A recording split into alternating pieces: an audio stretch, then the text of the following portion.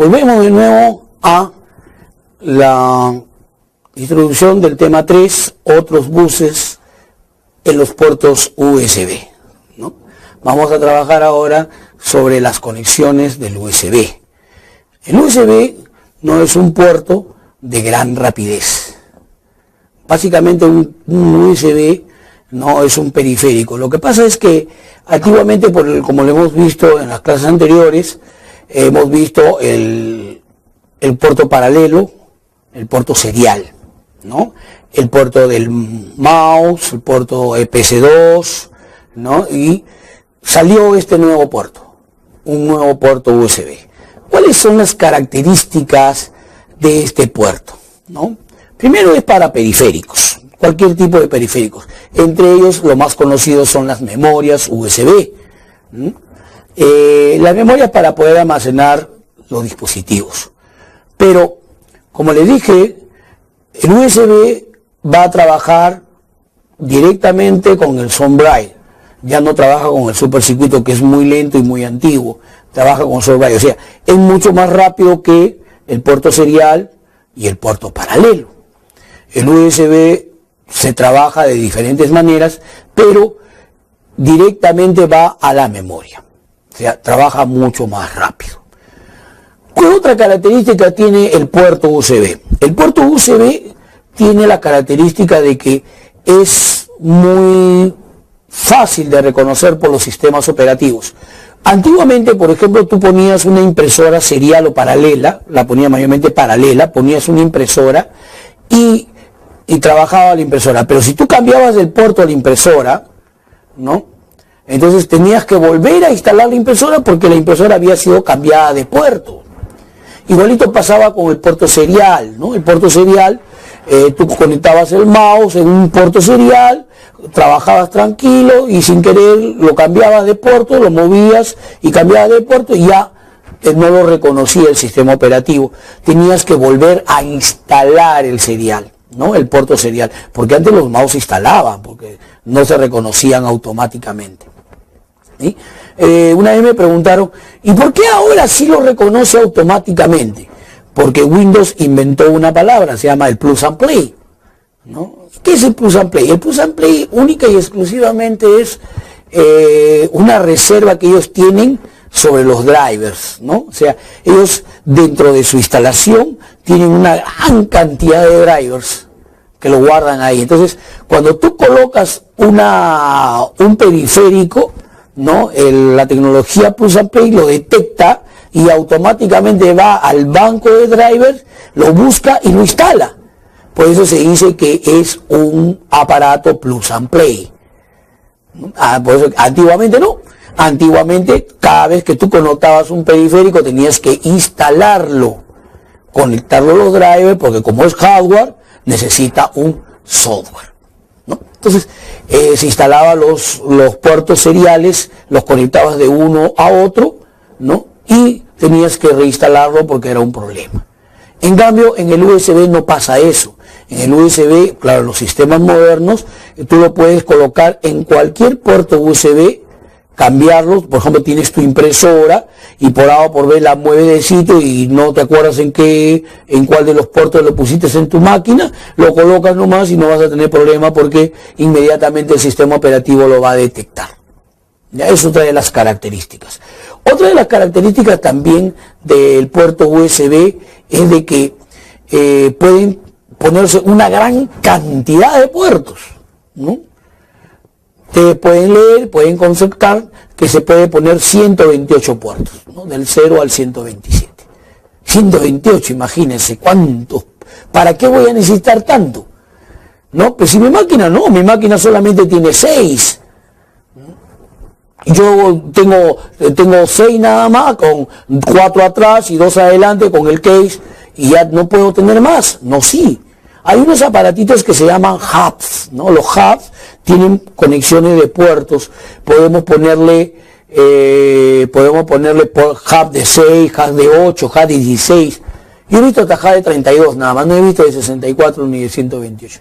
No creo que se necesite tantos, pero sí he visto gran cantidad. ¿No? O sea, y como son rápidamente detectables, lo conectas y de ahí empiezas a conectar todo. Por eso es que ahora todos los periféricos prácticamente están saliendo para USB, ¿no? El periférico, por ejemplo, el teclado, el mouse, la impresora, la cámara digital, ¿no? Prácticamente todos los agarras, ¿en qué puerto está? En USB, ¿no? ¿Por qué? Porque es rápido, es fácil de detectar y lo puedes, ¿no? Puedes, si no tienes la cantidad de puertos en tu máquina, le compras un adaptador, un hub y sigues conectando todo lo que tú quieras, ¿no? Esa es la facilidad y las características que tiene el puerto USB, ¿ya?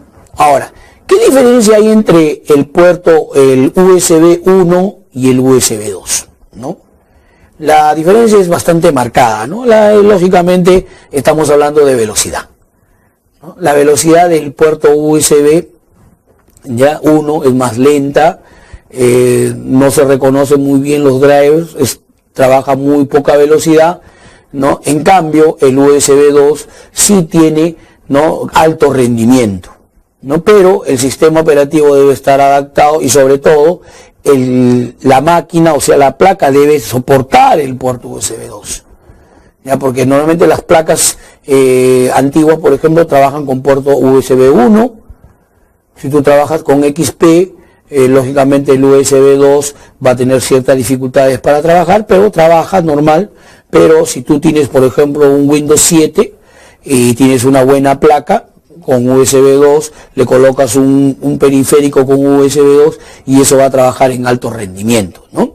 Las conexiones trabajan de banda ancha y de mucha velocidad.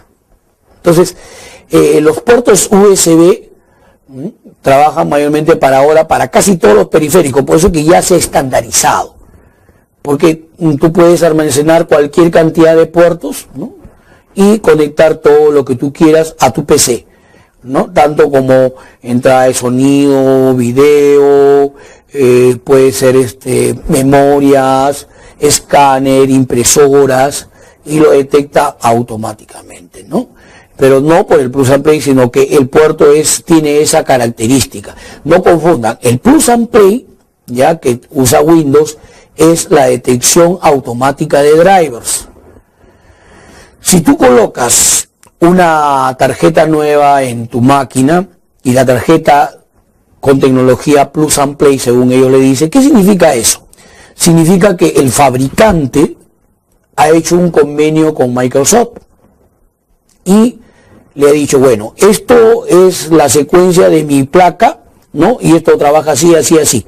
Entonces Microsoft le dijo, no te preocupes, dámelo y yo hago el driver, pero hago el driver para Windows, nada más, ¿no? Y lo voy a poner dentro de mi base de datos. Entonces tú ponle que tu periférico o tu placa o tu tarjeta va a ser Plug and Play. ¿Por qué? Porque cuando lo conecten, automáticamente el sistema lo va a detectar y lo va a instalar. Eso es la tecnología Plug and Play.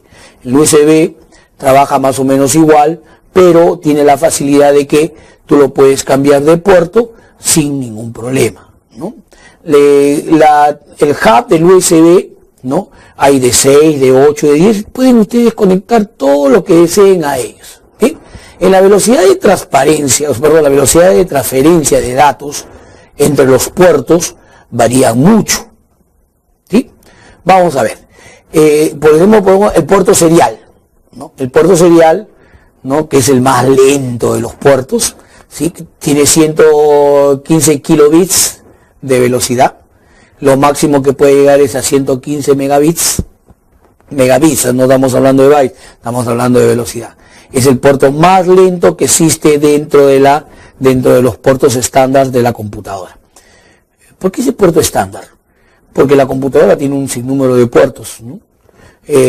Puertos numéricos, puertos lógicos, como los puertos estándar. Los puertos estándar son mayormente para los de entrada y salida, ¿no? Los puertos lógicos son mayormente numerales. Puerto 80, por ejemplo, ¿no? El puerto 80 es, por ejemplo, para la conexión del internet. Son puertos lógicos que están dentro del mismo procesador para poder hacer la comunicación.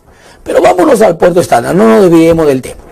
vámonos a los puertos estándar, ¿no? La velocidad de transferencia de datos según la interfaz en el puerto serial es el más lento de todos. ¿Por qué? Porque trabaja, como le dije, en un circuito que se llama supercircuito recontra antiguo. Viene desde de la 286, 386 y hasta ahora lo mantienen porque de repente por ahí alguien tiene algún periférico que tenga puerto serial, ¿no? El famoso CON 1, CON 2. El puerto paralelo también va por ahí, ¿no? Pero él tiene 115 kilobytes de transferencia y llega hasta, ¿no? O sea, quiere decir 115 kilobytes de velocidad. Es muy lento, no es muy fiable, pero en forma paralela. ¿Para qué se usa el puerto paralelo? Normalmente antes se usaba para impresoras y en algunos escáneres también, ¿no? Pero hay dos tipos de puerto paralelo, el SPP, ¿no? Que es el más lento, pero vino un puerto paralelo más moderno que era el ECP, ¿no? O el EPP, que es el más rápido, más moderno, ¿no? Ahí sí ya estábamos hablando de megabytes, ¿no? 3 megabytes por segundo. De ahí recién viene el USB 1, que trabaja con una velocidad de 12 megabytes por segundo, ¿no? 12 megabytes ya es bastante, ya a comparación del puerto paralelo que es 3, 12 es una velocidad mucho más rápida, ¿no? Pero el puerto USB 2 trabaja a 480 megabytes por segundo de transmisión de datos, más rápido. Entonces, esa es la velocidad. ¿Vieron la diferencia que hay entre paralelos? Por eso que ya no se fabrica periféricos para seriales o paralelos, todos están fabricándose para USB por su finalidad. Por ejemplo, el puerto ID que vimos vimos anteriormente en el tema anterior con los discos duros, ¿sí? El puerto ID, ¿sí?, trabaja a una velocidad de 3.3 o a mínima y máximo de 16.7 megabytes por segundo. Ya el ID normal, pero tenemos el Ultra DMA y el ID. ¿Qué es el DMA? Me preguntaron a mí, ¿qué cosa es el DMA?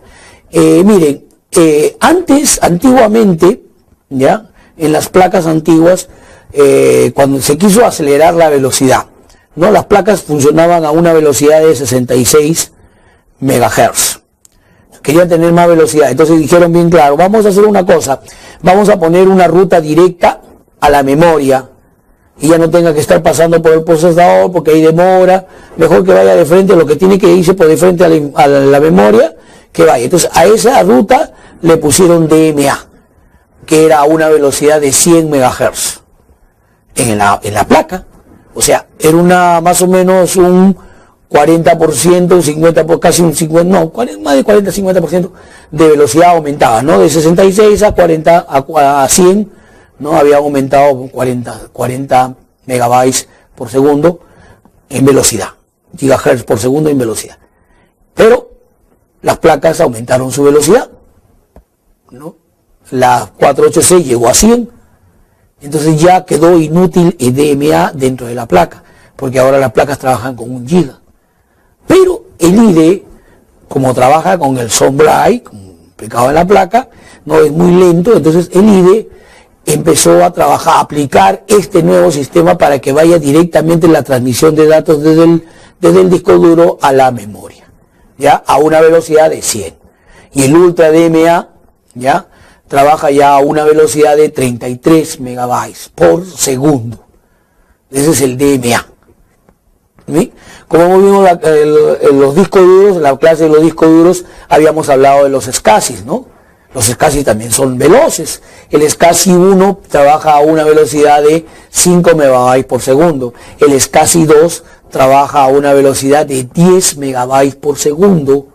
Eso se llamamos transmisión de datos, ¿no? Entonces, a comparación de los kilobytes que es del puerto serial, estamos hablando ya de megabytes, entonces la transmisión de datos es más rápida, ¿ya?